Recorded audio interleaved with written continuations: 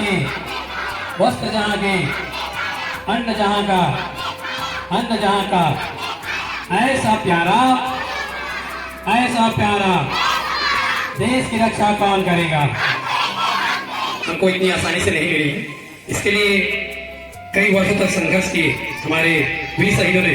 उसके पश्चात ही 15 अगस्त 1947 को हमारा देश आजाद घोषित किया गया और इसी के अवसर पर हम प्रतिवर्ष इस दिन को बड़े हर्ष और उल्लास के साथ मनाते हैं।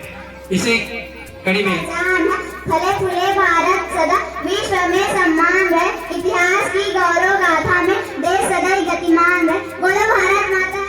हम भारत के वीर जवान, ऊंची रहे हमारी शान, हमको प्यारा हिंदुस्तान का देश प्रेम के गान, हमें तिरंगे पर अभिमान, हमारे जवान इस पर तन मन धन कुर्बान। बोलो भारत माता की।